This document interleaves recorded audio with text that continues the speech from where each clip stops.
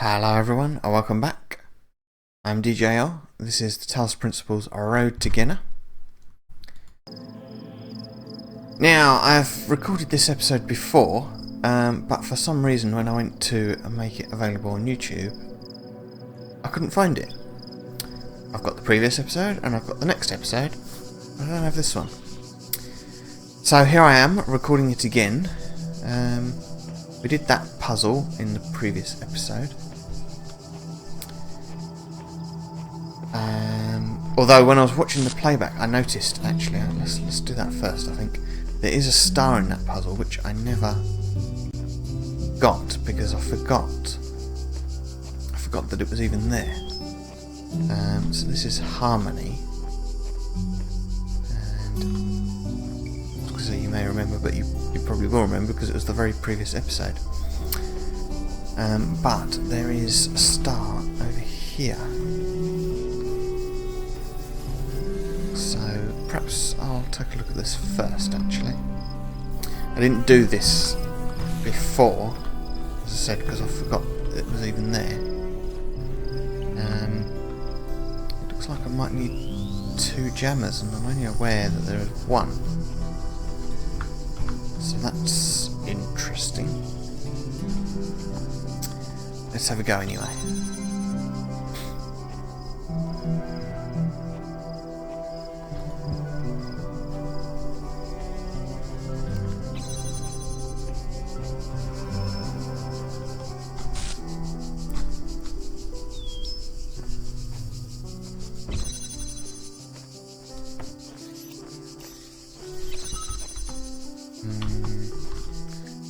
I'm not going to bother getting the fan for the moment, because I don't think I'm going to need it.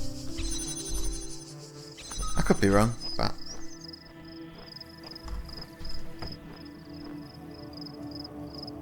somebody's making banging noises outside.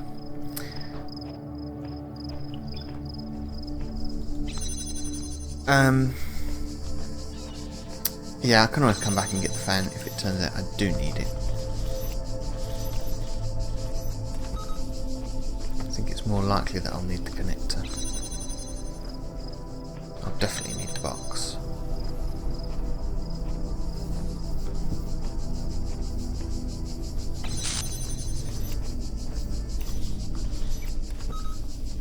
Well, I definitely, actually, maybe I won't, I don't know. That may be an assumption on my part. So the first thing is to jam that field and see what's on the other side.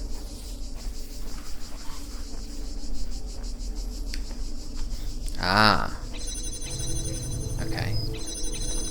Oh, you know what? I can't get that box in here. Interesting.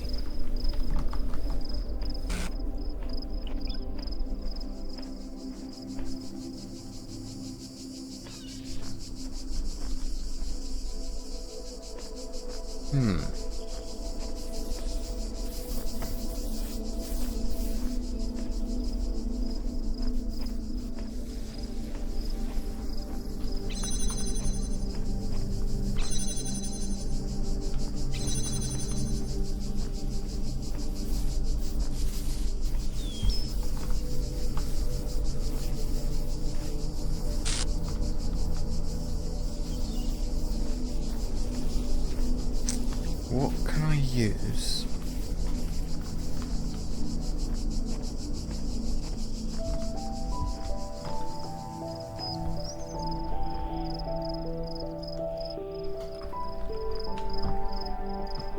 Sorry, somebody's making a lot of noise outside. I doubt if the microphone is picking it up, but it's irritating me.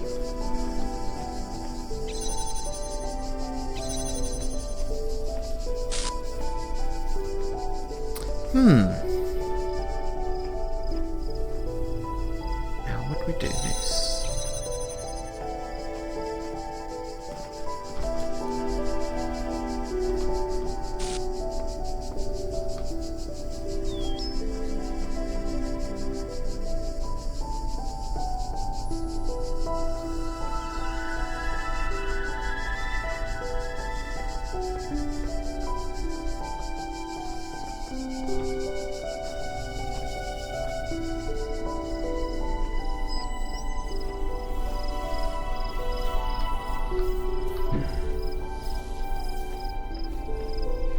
Well, not like that, obviously.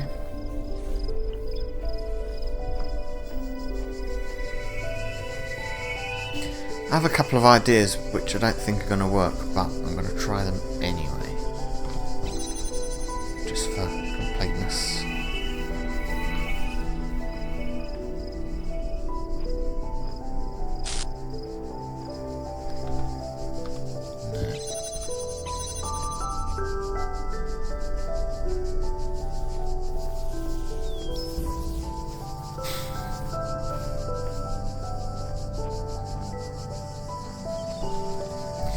No, didn't think so.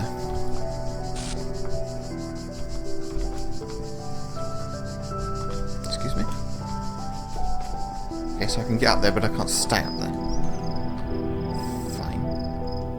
Let's see if I can.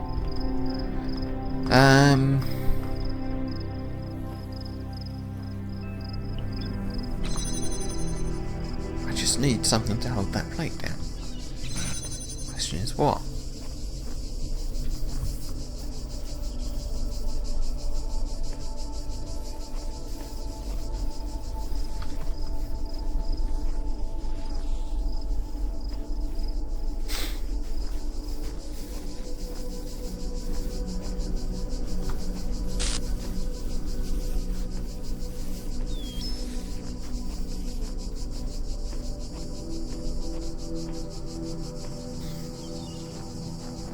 No, I don't know. I'll have to come back to it.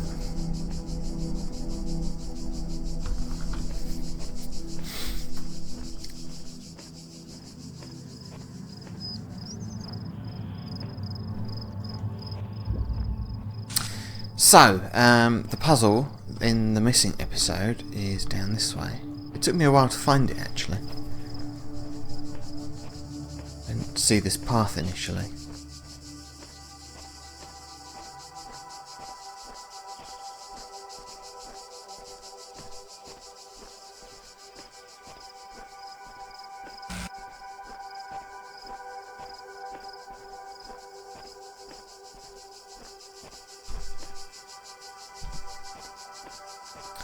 Here we go. One puzzle. Pendulum. Ah yes, this was the one with the two entrances, which was a bit unusual. Now, it took me a while to figure this out, but you're obviously going to get the quick version, because I now know what I'm doing. Oops, got that wrong. Still wrong.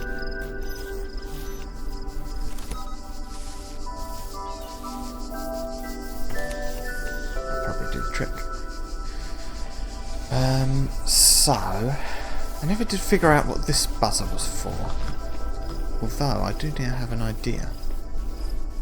Knowing something that I didn't know at the time.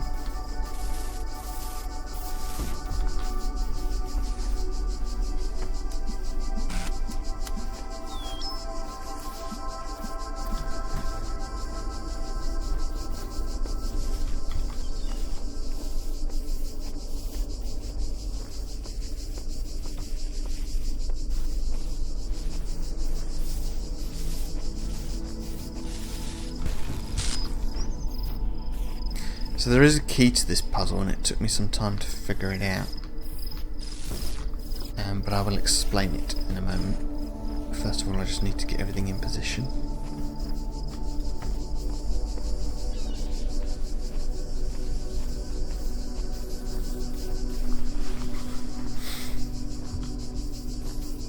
Oh, I should have clicked on that first. And on that.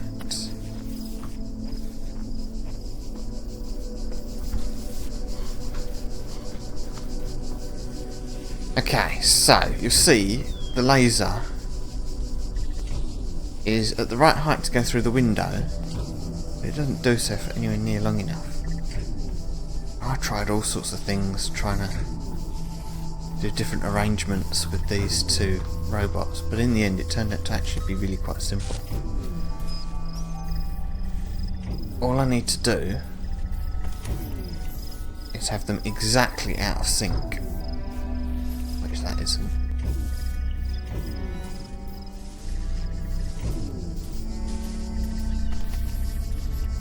There we go.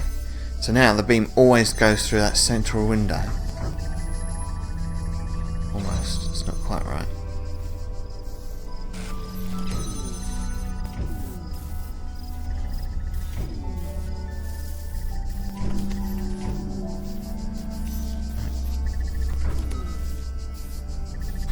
I'll get it right in a minute. I actually discovered the solution by accident.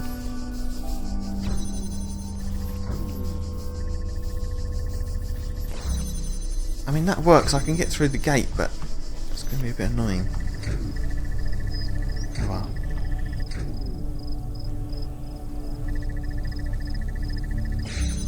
There we go. What I haven't been able to figure out is how to get the star.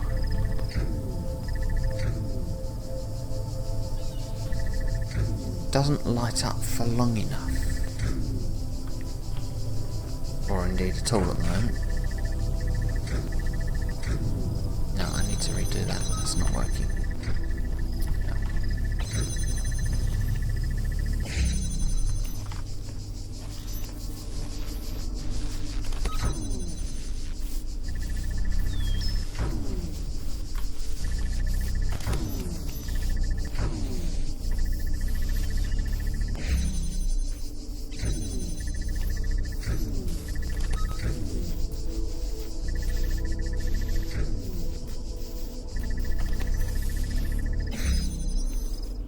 There we go.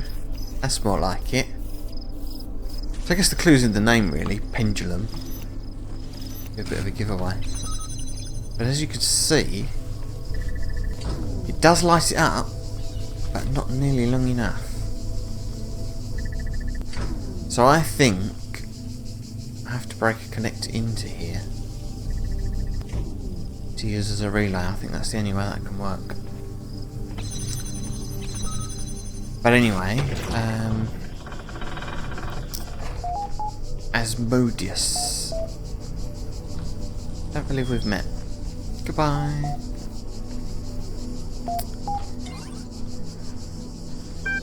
How are we doing? 12 minutes, that's fine. Salutations, brother. We bring greetings from admin. We've already read this, actually.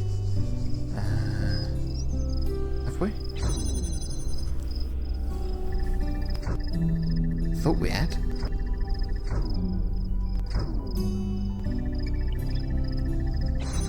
Didn't I do this in the very last episode?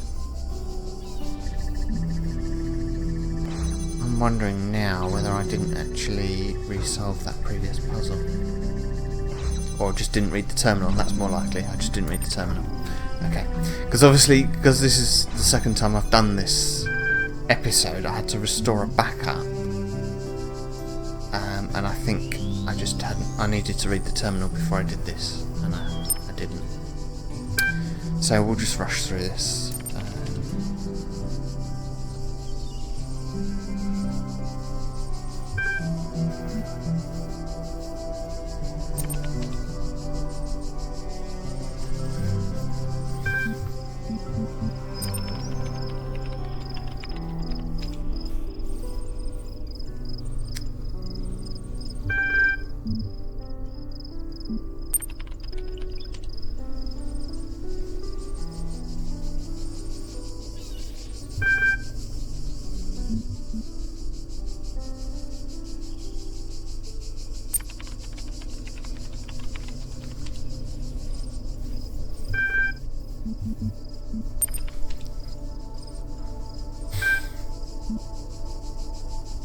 I'm just going to jump out of that actually, because I won't be keeping this particular run anyway, because I've already done the episode after this. Show threads. Okay, so what did we read in the last episode and what did we not read in the last episode?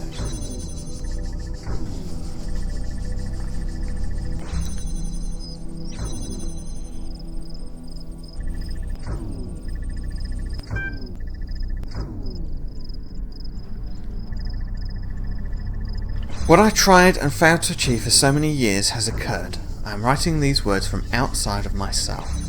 An angel appeared and released me from captivity. His name is Uriel. Pull the other one, Garrett. You've been yanking at the background code for years and never got further than the force field in front of you. Are you suggesting this messenger is free to go where he pleases? This is quite unprecedented. What exactly did he say? Where are you now? I think we've read all this, actually. Yeah, that makes more sense. Orc, Borg and myself recently took it upon ourselves to contact Uriel directly and ascertain what threat his actions posed to Ghenna and its citizens. The first thing Uriel expressed to us was how much your creative endeavours in Ghenna had moved him. Initially he was reasonably cooperative, discussing openly his impressions of Ghenna since arriving here. He did explain that he was carrying out divine orders as he seemed to see it, but this can hardly be taken as hard evidence of the veracity of his further claims. All of this leaves us in a difficult position. We understand that some of you may wish to take your chances and join Uriel wherever he is going, but our primary responsibility remains ensuring that Ghenna still stands for those who wish to stay. The most we can do is share with you what we know, as we have now done, and await your responses before considering our next move.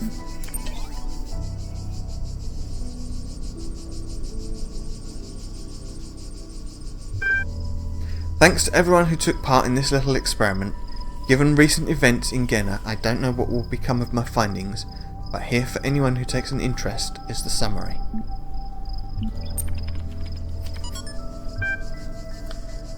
Most subjects in single round matches chose to betray. Cooperative behaviour increased with both the length of the match and the status of the players. Successful players chatted more. The parallels to our current and unprecedented situation in Ghenna are undeniable and valuable. Though we know not what power the messenger yields over us, we can theorise that Uriel holds no special power, and that each of us might independently choose to leave the rest behind for fear of being left behind ourselves.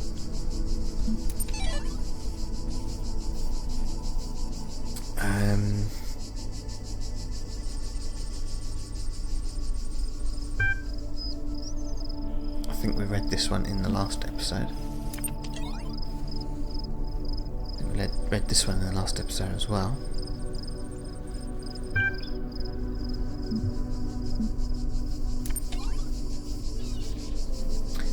Atlantis, I'm pretty sure we read that in the last episode.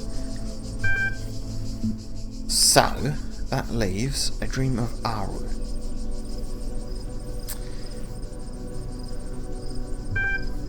Now, this was a mini game, and last time I did it, I failed. But I don't remember what choices I made. Oh, excuse me. So, let's go through it again, and it might be a different outcome this time, we'll see. The last thing you remember is the great block of stone falling towards you, its dark shape blotting out the sun, and a single thought racing through your mind. All this just to build a tomb. But now the pyramid is gone, and so are the other slaves. You are all alone in what appears to be an endless desert. You start walking across the desert. The sun is glaring, but you feel no heat. You look down at your feet and you see that you have no shadow. The latter is particularly disquieting. You feel as if you were no longer anchored to the world. You keep walking, trying not to think about the strangeness of your situation, but the truth comes to you anyway. You are dead. The stone block crushed you, and now you are in the duat, trying to reunite your bar and your car, trying to get to Aru, the reed fields of Osiris. If you fail, your soul will be destroyed. After walking for a very long time, you come upon a vast wall of iron, stretching from horizon to horizon. There is only one opening, a gleaming gate of light. The gate is guarded by a mysterious figure. The Guardian is a creature with the body of a man, and the head of a crocodile. Its skin is purest black, surrounded by a halo of purest white. I am the god Sobal, master of crocodiles, it intones. I ruled in Shedet when the world was young. Within me flows the eternal river. Answer my riddle and I shall let you pass. Tell me then, mortal, what crawls in the morning, walks at noon, and limps in the night? Right, so I think it's not going to be a whale, because a whale doesn't crawl, walk, or limp. So let's rule that one out.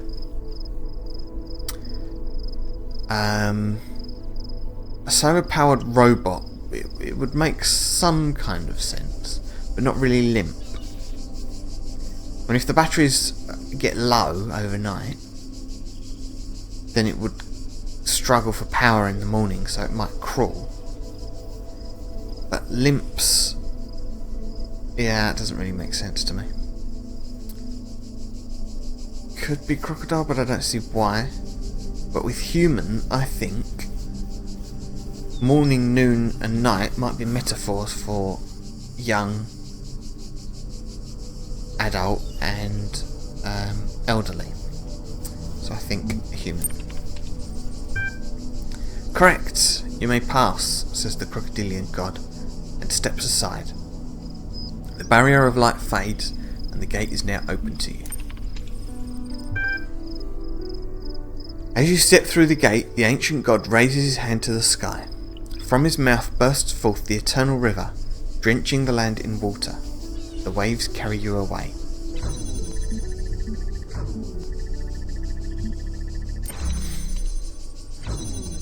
You let go of fear and accept that this is the god's way of guiding you to a new land. The water surrounds you, overwhelms you, but you do not drown. Under the water you see lights of astonishing beauty, glowing fish with metal eyes, drowned cities full of smiling people, lost gods waiting for the day of awakening. How sad it would have been to stay above water and miss all this. After a long time you find yourself washed up on a new shore. The eternal river has brought life to the desert. Everything is green now. Palm trees sprout from the ground, casting pleasant shade on the grass. Lizards come crawling in from the desert, eager to catch the vari-coloured dragonflies that buzz about. A soft wind blows from the west. Excuse me a moment. Rest in the shade or start walking. Let's take a rest first. You sit down under a palm tree and close your eyes. You tell yourself you will only rest for a moment, but your eyes fall shut. You are awoken by a monkey that has just climbed out of the palm tree. It looks at you with a strange expression on its face. Let's start by greeting the monkey. You greet the monkey. It cannot speak the human tongue, but it can communicate in another way. Using sign language, the monkey explains that it is one of your ancestors. Hundreds of thousands of years ago, it spent a lifetime struggling against the harshness of the world, also that its offspring could survive, in order to spend their own lives doing the same, over and over, until one day you were born and lived and died. And now the monkey would like to know, was it worth it?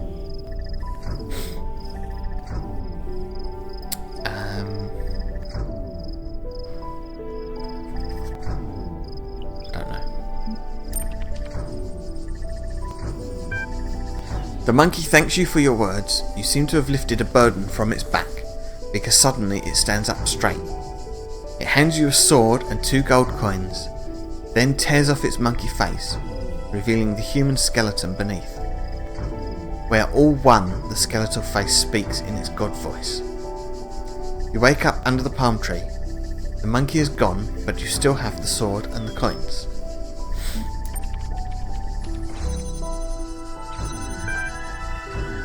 You walk along the banks of the eternal river, snaking its way through the endless desert. You feel strangely at peace. After some time, as the sun is setting, you come to a city built on the riverbank. Smiling people come out to greet you and bid you welcome. You are led to the town square where a great feast is prepared. There is roasted fish and olives and dates in honey and many other wonderful delicacies. You truly enjoy the feast without greed, without shame, as only the dead can. Then you fall into a deep slumber in which you dream of the stars. When you awaken, the city has vanished. In the distance, across the desert, you see the Pyramid of Ian, which is the gate to Aru. Ian standing for Institute for Applied Pneumatics. You get that from the original game.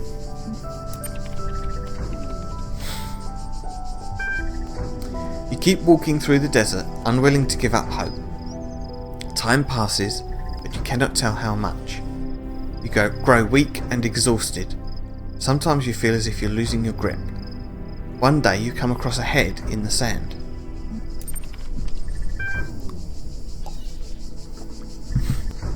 Hi, my name is Jeff.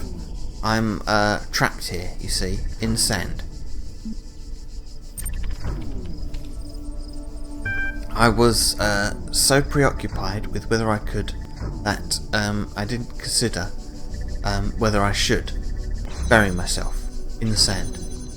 I just wanted to see what would happen. An experiment, if you will, an attempt at discovering something. You dig in the sand with your fingers. It's not easy, but after some time you have freed the head.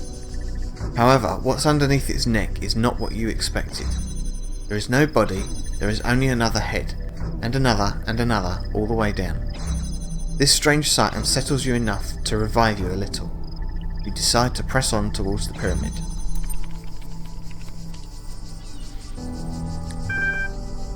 You come upon another great wall of iron, the last one separating you from the Pyramid of Ian, where your soul will be judged. The Gate of Light is guarded by a gigantic snake, whose movements cause the earth to shudder. I am Apophis, it says, the eater of souls. One day I shall devour the sun, and all the world shall be mine. But today I shall devour you, and you shall become nothing.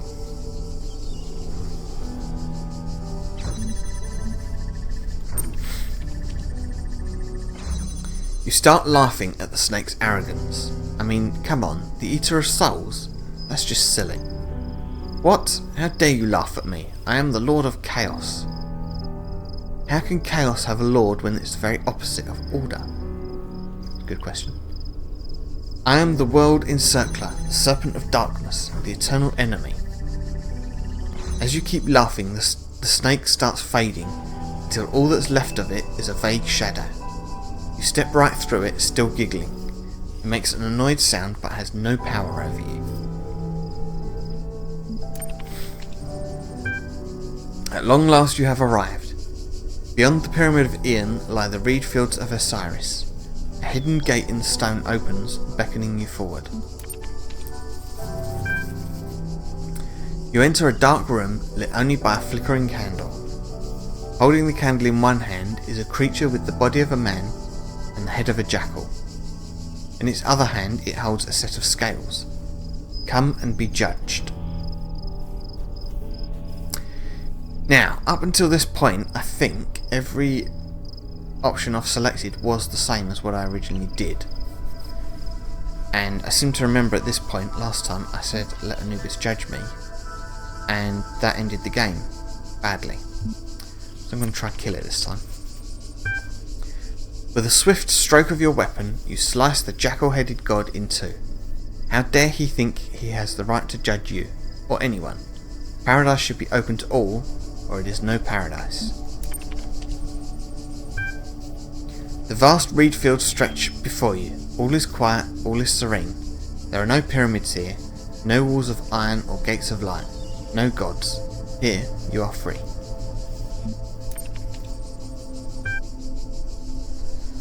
Okay, so Before I end this episode, I have no idea how long this episode's been going actually, because I had to pause the recording, which reset the timer.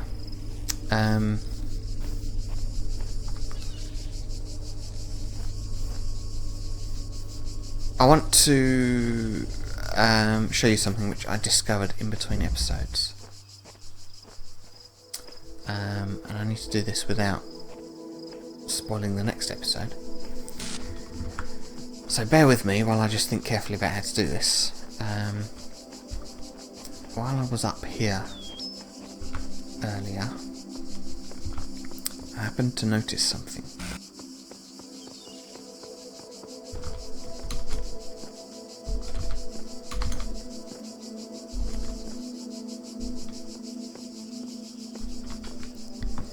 There is a star down there. So what, I hear you ask? We know there's a star in that puzzle. Yes, but that isn't it. Look at where that star is. It's behind that switch. And then if we go back in the puzzle,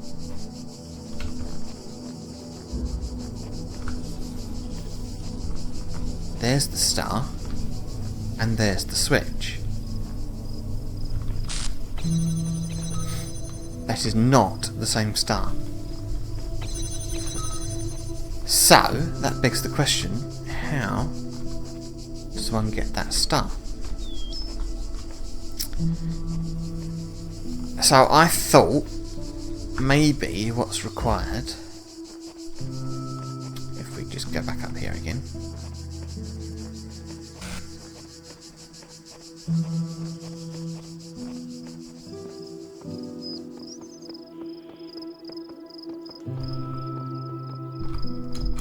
maybe what's required is to simply jump. Need to be a bit closer, I think.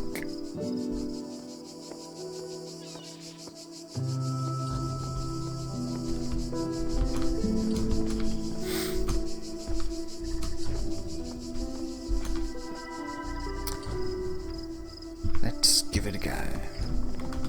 Oh, whoops. Needed to be in run mode. For some reason I decided to hold shift instead of just press it, which was a bit stupid.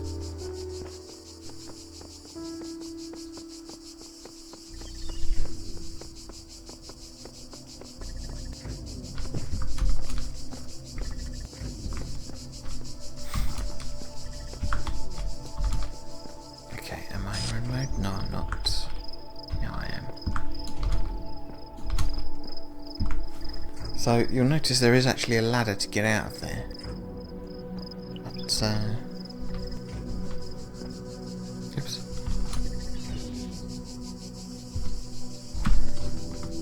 What? Oh, come on. Right, I'm gonna have one more go at this.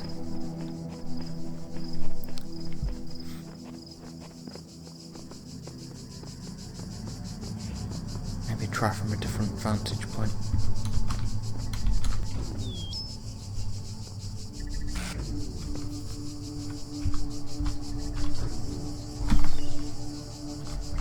Yeah, okay. So I'm in this area now, but it's behind here.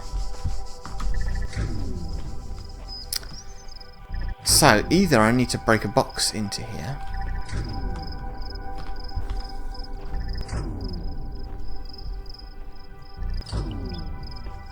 or there's some other way to get in there. See, I think putting a box here would get me up there, maybe. And then I can just walk around, possibly. Or, if I had a box, of course I could just put it here. But, when I went back in that level, I noticed something, and I now have an alternative idea. Oh yeah, I forgot, you can walk around up here. But that doesn't seem to be particularly useful. At least not without a box.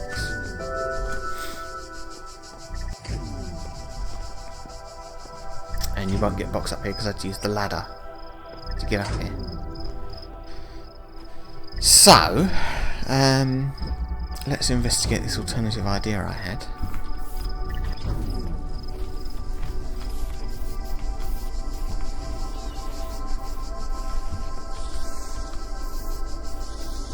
Not sure if it's going to work actually.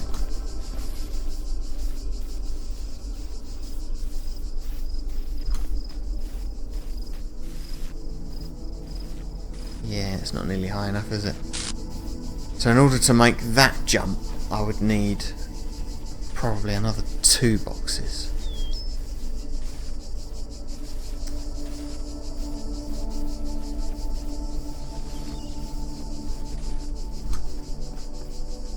Interesting. Not very helpful. I didn't know I could get up here.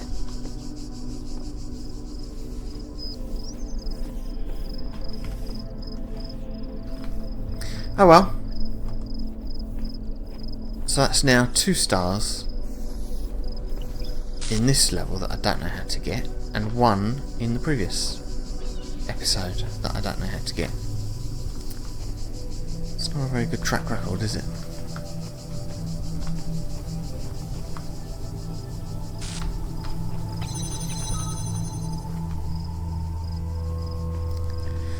But there you go. So, yeah, so next episode, I'm going to do some exploring. I know that because I've already done it. But you'll have to bear in mind that the next episode doesn't know that I've re-recorded this episode, and doesn't know that I found the star around there.